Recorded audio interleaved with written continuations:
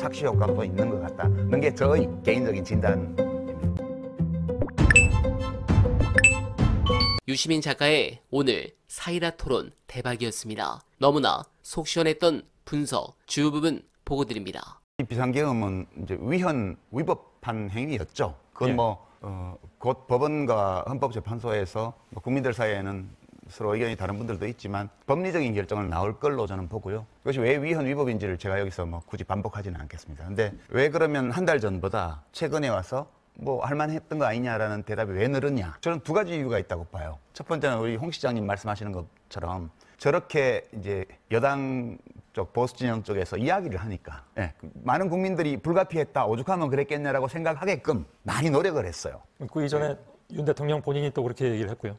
대통령 포함해서 지금도 노력하고 있고 오늘 이 자리도 홍 시장님이 또 노력하고 계시고 그런 성과가 나타난 거 하나 있고요. 두 번째는 저 여론조사가 실제 민심을 반영하는 거냐에 대한 의문이 좀 있습니다. 저는 우리 손 앵커께서는 안 계셨지만 작년 이맘때죠. 작년 2월 달쯤에 여론조사에서 국민의힘당이 압승한다는 여론조사 결과가 한 달 내내 나올 때 총선 그때도 제가 이 여론조사 결과가 민심을 정확히 반영하지 않은 거일 수도 있다는 얘기를 지속적으로 했습니다. 저는 지금의 여론조사도 그런 면이 좀 있다고 봐요. 그러니까 위기의식을 느낀 윤석열 대통령을 지지하는 유권자들이 훨씬 더 적극적인 태도로 전화를 받는 거죠. 근데 그보다 더 심한 측면도 있습니다만 제가 이렇게만 얘기를 하죠. 그 두 가지가 합쳐지면서 표면적으로 저렇게 국민들 중에서 이런 식의 헌법파괴 행위조차도 괜찮은 행위였다고 생각하는 사람이 늘어난 것처럼 보이는 이런 현상이 빚어졌고 이거는 상당히 우리 민주주의의 앞날에 암운을 들이우는 먹구름을 들이우는 그런 현상이다 저는 그렇게 봅니다. 그러나 여론조사의 어떤 흐름, 추세 이런 걸로 보면 계엄 직후하고는 분명히 다르다라는 것이 일반적인 분석이기도 한데 또 민주당 내에서도 그런 거에 대한 문제의식을 가지고 예를 들면 이재명 대표도 이거 좀 어떻게 된 건지 좀 알아봐야 되는 게 아니냐라는 정도로 위기의식을 느끼고 있다면 제가 두 가지를 말씀을 드린 거예요. 하나는 헌법 파괴 행위에 관한 논쟁을 정치적 호불호 논쟁으로 전환시키는데 일정 부분 여권에서 성공한 면이 있고요. 다른 한편으로는 그 성공이 실제보다 더 돋보이게 만드는 착시 효과도 또 있는 것 같다는 게 저의 개인적인 진단입니다.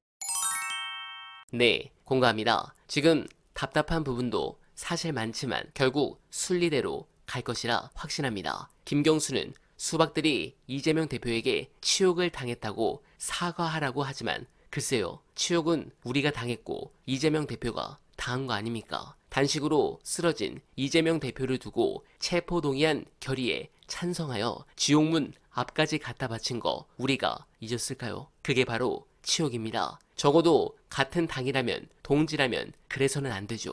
당원들이 공천 과정에서 그들을 떨어뜨린 수많은 이유 중 하나가 바로 저 사건이죠. 어떻게 감히 치욕이라는 단어를 꺼냅니까? 그리고 겁나 웃긴 게 뭐냐면 수박들은 민주당이 지금 정권 잡은 줄 알고 있습니다. 웃기는 소리입니다. 내란 세력들이 그렇게 쉽게 정권을 넘겨줄까요? 지금 민주당이 여당입니까? 지금 헌재 결과가 우리가 원하는 대로 나올지도 아직 확실하지도 않은 상황에서 지속적으로 저 국진애들은 헌재를 위협하고 공격하고 있는데 무슨 한가한 소리를 짓거리고 있어요. 지난 12월 3일 계엄 선포 이후 시민들이 길거리 뛰어나오고 그 후에도 추운 겨울에 응원봉 들고 멧돼지 탄핵 인용을 위해 고군분투하는 시민들이 눈에 밟혔다면 이런 식으로 나올 수가 없습니다. 당신들은 대체 그때는 뭐 했고 그 이후에는 지금 뭐 하고 있습니까?